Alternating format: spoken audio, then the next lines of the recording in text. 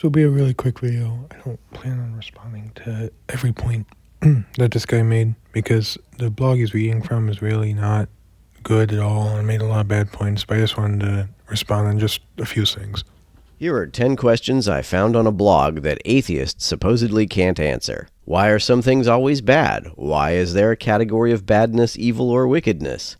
When I say that something is morally bad, what I mean is that it bothers my conscience. With respect to things that are always bad, they are things that always bother my conscience. I suspect the theist view is that some things are always bad because there is a God who always says they are always bad. My conscience does not need a God to exist to ensure that there are some acts that are always morally repugnant. But that didn't really answer the question, did it?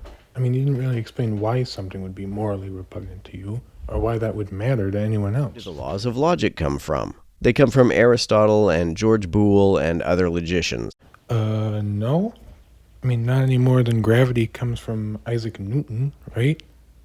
They describe the distinctions between the claims and inferences that seem to make sense to us and claims and inferences that do not seem to make sense to us. They are ultimately descriptions of how our minds work. The laws of logic are often expressed in such a way as to make them sound like they are describing reality more broadly, but we don't really know that to be the case. When we say something like, a thing cannot both exist and not exist at the same time and in the same respect, it sounds like we are describing some fundamental aspect of reality, but really laws of logic like that only say that we can't make any sense of something both existing and not existing at the same time and in the same respect. Both existing and not existing at the same time and in the same way is simply not something that has any discernible meaning. There need not be a God causing this law to be true. Theists bring up the laws of logic as though, without a God, contradictions could be true and tautologies could be false. And clearly it's not just in our minds. As you said, it would be impossible for something to both exist and not exist at the same time. So that's why it doesn't mean anything, because it's impossible. But if it only exists in our minds, then why would it be impossible? Clearly, these laws of logic don't just describe our minds, they describe actual reality. And besides, couldn't you apply that logic to anything? I mean, you could apply it to God, right? That we just can't imagine how God would be. So really, all the problems with theism that you have are just in your mind.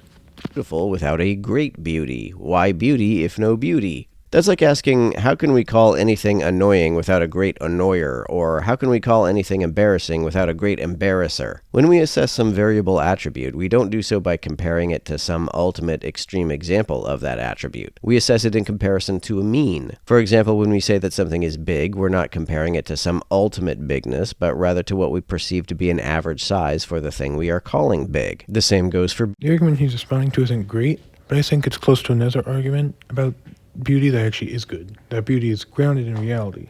And if beauty is grounded in reality, then theism is more likely than atheism.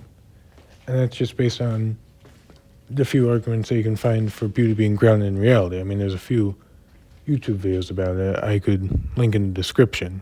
But yeah, basically, if beauty is grounded in reality, then theism is more likely than atheism.